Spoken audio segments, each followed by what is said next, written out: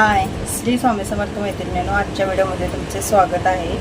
शुभ दुपारचं वाजले असतील 1-1:30 वाजला असेल. जेवण वगैरे झालेलं आहे. डबा घेऊन आलेले मी दुकानात.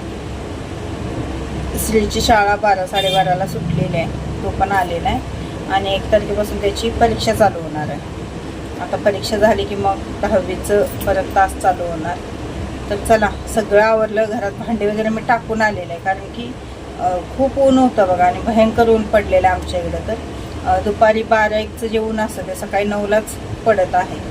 त्यामुळे मी भांडे वगैरे ठेवली, कपडे तेवढी धुतली, स्वयंपाक केला आणि आलेले आहे. आता संध्याकाळी जाऊन भांडी परत जेवण हे सगळं करावं लागणार आहे. आज कांद्याची पात बनवलेली होती, 10ला 2 पेंड्या आणलेल्या, तर ती निवडली आणि थोडीशीच चिरली आणि थोडीच बनवली, बाकीची फ्रीजला ठेवली. कारण की सगळी बनवून संपली पण नसती, कारण हे नाही आहेत म्हटल्यावर मग दोघांना किती लागणार आहे. रात्रीचं पिठलं थोडंसं होतं, मग ते गरम केलं, घेऊन आले. चला, उद्या आहे रामनवमी. रामनवमीच्या सर्वांना ॲडव्हान्समध्ये खूप खूप शुभेच्छा. आणि रामनवमी हा आपल्या भारतातील खूप मोठा सण आहे आणि खूप जिथे जिथे राम मंदिर आहे तिथं खूप मोठ्याने आणि प्रत्येकजण घरातसुद्धा खूप मोठ्याने हा सण साजरा करतच असतात, तुमच्यापासनं माझ्यापर्यंत.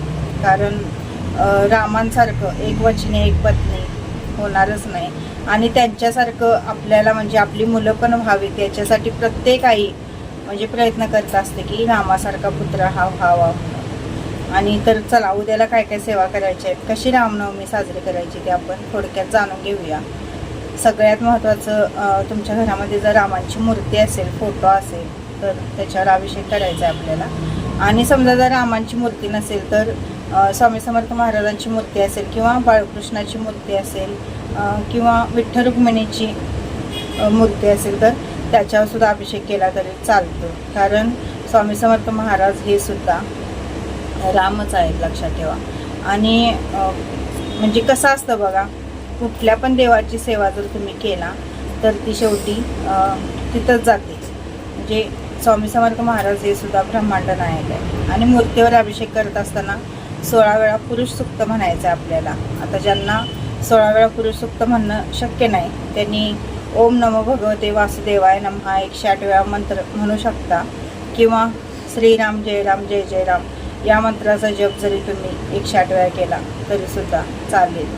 आणि मूर्ती अभिषेक घालून झाल्यानंतर स्वच्छ कापडाने पुसून घ्यायची आणि एका तामणामध्ये थोडंसं तांदूळ घालून त्या तांदळाच्या राशीवर आपल्याला मूर्ती ठेवायची आहे. छानपैकी सुगंधी अत्तर तुमच्या घरामध्ये असेल तर लावा. वस्त्र वगैरे, आता बाळकृष्णाची मूर्ती असेल तर छान वस्त्र घाला. परत फुलं घालायची, शक्यतो पिवळ्या कलरची फुलं असतील तर घाला. आणि रामांचा जन्म हा 12:30 नंतर दुपारी झालेला आहे, तर शक्यतो ही जी सेवा आहे ती 12:30 नंतर करायला जमत असेल तर करा. आणि ज्यांना शक्य नसेल त्यांनी सकाळी मग देवपूजेच्या वेळी अभिषेक घातला तरीसुद्धा चालेल. आणि ज्यांच्या घरामध्ये जर पाळणा असेल तर त्यांनी पाळण्यातसुद्धा रामांची मूर्ती घालून पाळणासुद्धा म्हटला तरीसुद्धा चालेल. खरं 12:30 नंतर तुम्हाला करायचं, कारण नवमी तिथी ही 12:30 नंतरच, म्हणजे 12 नंतर चालू होते. त्यामुळे 12:30ला ह्यांचा रामांचा जन्म झालेला आहे. आणि सगळ्यात महत्त्वाचं की आपल्याला हे रामरक्षा म्हणायला अजिबात विसरायचं नाही आहे. रामरक्षामधून मी आता 1 वेळा म्हणा, 11 वेळा म्हणा, 16 वेळा म्हणा, जेवढं जास्त वेळा म्हणता येईल तेवढं म्हणा. पण 1 ते समजा तुम्ही जर 11 वेळा म्हणणार असाल तर 1 ते 9 ओवीपर्यंत आपल्याला 10 वेळा म्हणायचे आहे. आणि 11व्या वेळी मग पूर्ण सगळी रामरक्षा म्हणायची आहे. कारण 9 ओवीच्या पुढं आहे ती फलश्रुती आहे. त्यामुळं 9 ओवीपर्यंत आपल्याला 10 वेळा म्हणायच्या आहेत. तिथनं पुढं 11व्या वेळी मग सगळी पूर्ण म्हणायची. आणि रामरक्षा ही पूर्ण कधी होती, म्हणजे रामरक्षा आपण सेवा केली तर ती सेवा कधी पूर्ण होते तुम्हाला माहिती आहे का? तर जोपर्यंत तुम्ही हनुमान स्तोत्र म्हणत नाही तोपर्यंत रामरक्षा ही पूर्ण होत नाही. कारण की श्रीरामांना हनुमानांची सेवा खूप प्रिय आहे आणि हनुमानांना श्रीरामांची सेवा ही खूप प्रिय आहे. त्यामुळं तुम्ही 11 वेळा रामरक्षा म्हटला तर 1 वेळा तुम्हाला मारुती स्तोत्र हे म्हणावंच लागतं. तुम्ही 16 वेळा म्हटला तरी पण 1 वेळा हे मारुती स्तोत्र म्हणावं लागतं. आणि 1 वेळा म्हटला तरीसुद्धा मारुती स्तोत्र हे म्हणावंच लागतं. त्यामुळं रामरक्षा म्हटल्यानंतर मारुती स्तोत्र म्हणायला आपल्याला अजिबात विसरायचं नाही. आणि काहीतरी गोडधोड आपण बनवायचं उद्याच्या दिवशी. आता तुम्हाला म्हणजे जे शक्य असेल ते बनवू शकता. अगदी शिरा जरी बनवला तरी सुद्धा चालेल, पण रामरक्षा ही जास्तीत जास्त म्हणायची. आणि दिवसभर आपण जे श्रीराम जय राम जय जय राम या मंत्राचा जप आपण करायचा. आणि ज्यांची मुलं अभ्यास करत नसतील, खूप चिडचिड करत असतील किंवा सारखे आजारी पडत असतील, तर त्यांनी म्हणजे मुलं जर म्हणत असतील रामरक्षा तर त्यांना म्हणायला हवा. आणि जर ज्यांची मुलं म्हणत नाहीत, त्यांच्या म्हणजे मुलं लहान असली, त्यांना येत नसेल म्हणावी, तर आपण त्यांच्या मुलांच्या डोक्यात हात ठेवून आईने जरी रामरक्षा म्हणली तरीसुद्धा चालेल. आणि जास्तीत जास्त रामरक्षा ही म्हणण्याचा प्रयत्न करा. खरं म्हणजे रामरक्षा ही रोजच आपल्या घरामध्ये म्हटली पाहिजे.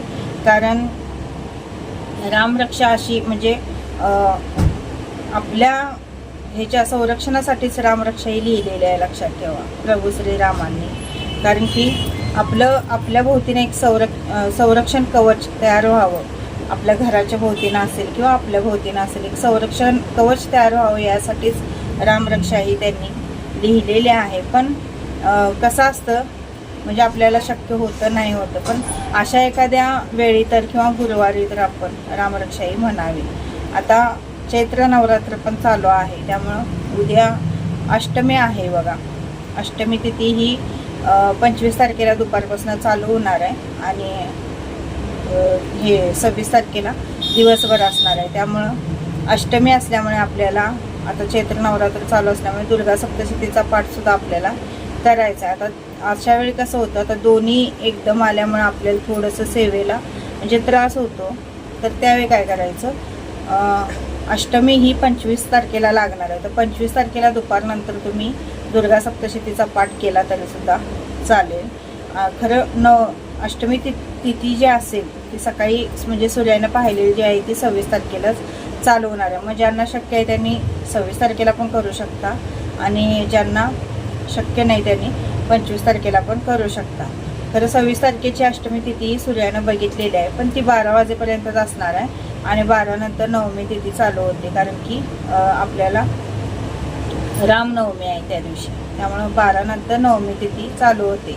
त्यामुळं 12च्या आत तुम्हाला मग हे करावं लागणार आहे, दुर्गा सप्तशतीचा पाठ करावा लागणार आहे. तसेच जसं आपलं शारदीय नवरात्र असतं तसंच चैत्र नवरात्रसुद्धा त्यालासुद्धा तितकंच महत्त्व असतं. त्यामुळं आपण उद्या कुंकुमार्चनसुद्धा करायचं आहे. कुंकुमार्चन आता श्रीयंत्रावर करा किंवा तुमच्या कुलदेवीचा जो टाका आहे त्याच्यावर करा किंवा फोटो असेल कुलदेवीचा तर त्याच्यावर केला तरीसुद्धा चालेल. कुंकुमार्चन करा किंवा 11 लवंगा देवीला वाहायच्या आहेत. 11 लवंगा वाहत असताना तुम्ही महालक्ष्मी अष्टक म्हणू शकता. 1 लवंग हातात घ्यायची, महालक्ष्मी अष्टक म्हणायचं आणि ती लवंग आपण देवीच्या चरणाजवळ वाहायची.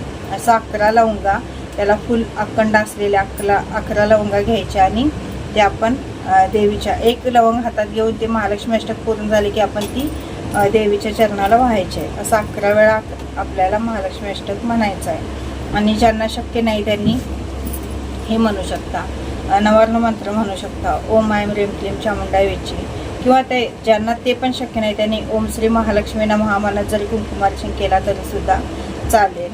11 लवंगा वाहू शकता किंवा 11 वेलदोडे पण तुम्ही वाहू शकता महालक्ष्मी अष्टक म्हणत.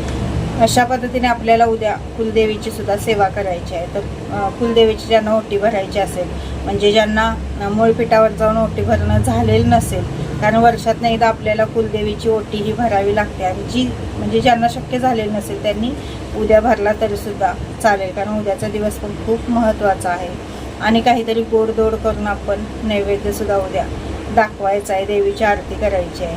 तर अशा पद्धतीने उद्या अष्टमी आहे, कुलदेवीची पण सेवा करा आणि रामनवमी असल्यामुळे आपल्याला प्रभू श्रीरामांची सुद्धा सेवा करायची आहे. तर चला मैत्रिणींनो, ही माहिती मला तुमच्यापर्यंत पोचवायची होती. व्हिडिओ कसा वाटला, माहिती कशी वाटली ते कमेंटद्वारे नक्की कळवा. व्हिडिओ आवडल्यास प्लीज चॅनलला सबस्क्राईब करा. व्हिडिओला लाईक आणि कमेंट मात्र करत जावा, कारण तुमच्या लाईक कमेंट माझ्यासाठी खूप महत्त्वाचे आहेत. भेटूया उद्याच्या व्हिडिओमध्ये. तोपर्यंत श्री स्वामी समर्थ.